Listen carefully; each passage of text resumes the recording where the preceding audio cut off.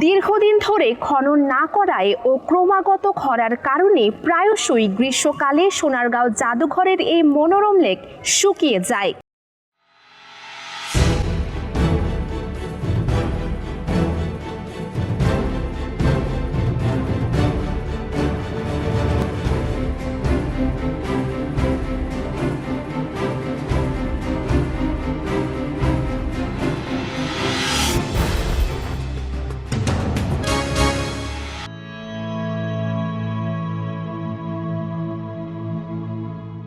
বাংলার প্রাচীনতম জনপদ সোনারগাঁও জাদুঘর, কিন্তু বর্তমানে নানাবিধ কারণে এখানে পর্যটন সংকট তৈরি হচ্ছে।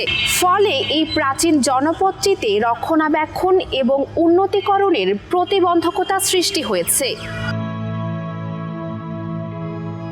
পানাম শহরের ঠাকুরবাড়ি ভবন ও ঈশাখার তোরণকে একত্রে নিয়ে মোট প্রায় ১৬ হেক্টর স্থান জুড়ে লোকশিল্প ও কারুশিল্প ফাউন্ডেশনের অবস্থান।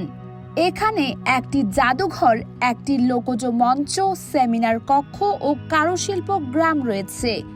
এখানকার জাদুঘরে প্রায় ৪,৫০০ নিদর্শন সংরক্ষিত আছে। প্রতি শুক্রবার থেকে বুধবার সকাল ১০টা থেকে বিকেল ৫টা পর্যন্ত দর্শনার্থীদের জন্য খোলা থাকে। তবে শুক্রবার দুপুর ১২টা থেকে দুপুর ২টা পর্যন্ত জুমার নামাজের জন্য জাদুঘর বন্ধ থাকে। দীর্ঘদিন ধরে খনন না করায় ও ক্রমাগত খরার কারণে প্রায়শই গ্রীষ্মকালে সোনারগাঁও জাদুঘরের এই মনোরম লেক শুকিয়ে যায়। প্রচণ্ড খরার কারণে লেকটির তলদেশ ফেটে চৌচির হয়ে যায়। সোনারগাঁও জাদুঘর দেখতে আসা দর্শনার্থীরা এই শুকনো লেক দেখে অনেকটাই হতাশ হয়ে পড়েন।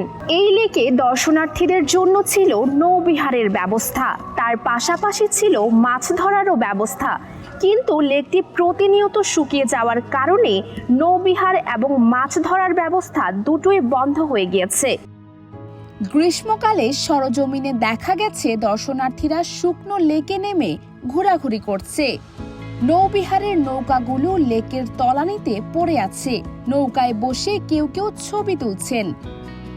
স্থানীয়রা জানান, এ লেকে বড় বড় অনেক মাছ ছিল, যার আকর্ষণে মাছ শিকারীরা এখানে মাছ ধরতে আসতেন। এছাড়া এখানে বড় প্রজাতির অনেক কাছিম ছিল। খরার পাশাপাশি দীর্ঘদিন খনন না করায় লেকটি শুকিয়ে গেছে বলে জানান তারা। অন্যান্য বছর গভীর নলকূপ দিয়ে লেকের পানি ঠিক রাখা হলেও এবছর তা করা হয়নি। বাংলাদেশের লোকশিল্পের সংরক্ষণ, বিকাশ ও সর্বসাধারণের মধ্যে লোকশিল্পের গৌরবময় দিক তুলে ধরার জন্য ১৯৭৫ সালে শিল্পাচার্য জয়নুল আবেদিনের উদ্যোগে বাংলাদেশ সরকার বিশাল এলাকা নিয়ে এই জাদুঘর প্রতিষ্ঠা করেন। সোনারগাঁয়ের বড় সর্দার বাড়ি নামে পরিচিত একটি প্রাচীন জমিদার প্রাসাদে এই জাদুঘর স্থাপন করা হয়েছে। এখানে আরো রয়েছে একটি সমৃদ্ধ গ্রন্থাগার, কারুপল্লী ও একটি বিশাল লেক। নারায়ণগঞ্জ জেলার অন্তর্গত ঢাকা-চট্টগ্রাম মহাসড়কে মোগরাপাড়া ক্রসিং থেকে প্রায় ২.৫ কিলোমিটার উত্তরে সোনারগাঁও অবস্থিত। মোগরাপাড়া থেকে সোনারগাঁ জাদুঘর পর্যন্ত যেতে রাস্তার প্রশস্ততা অনেক কম এবং বর্ষা মৌসুমে অধিকাংশ রাস্তার বেহাল দশা। কর্দমত্ত এবং ভাঙাচোরা থাকায় যানবাহন নিয়ে বিদেশি পর্যটকরা বিপত্তির মধ্যে পড়েন, ফলে প্রতিবন্ধকতার সৃষ্টি হয়।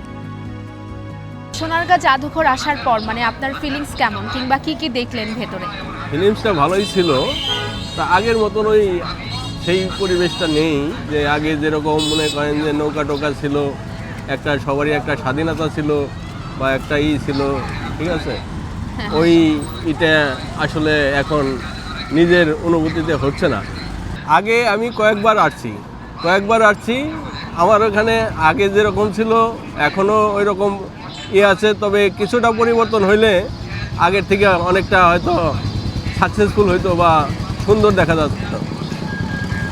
আপনি কোনো পরিবর্তন পাচ্ছেন না? কোনো পরিবর্তন পাচ্ছি না। আচ্ছা, কি কি পরিবর্তন চাচ্ছেন আসলে, আগের মতো? আসলে কি কি পরিবর্তনের ভিতরে আমরা চাই, আগেই দেশটা ভালো ছিল, বর্তমানে যেভাবে চলছে এভাবে তো দেশ ভালো চলছে না। একটা সময়ে এই সোনারগাঁ জাদুঘর ঘিরে থাকতো হাজার হাজার দর্শনার্থী। তবে বর্তমান সময়ে অযত্ন ও অবহেলার কারণে এই ঐতিহ্যবাহী সোনারগাঁ জাদুঘর ধ্বংসপ্রাপ্তির দ্বারপ্রান্তে পৌঁছে যাচ্ছে। US বেঙ্গল, ঢাকা।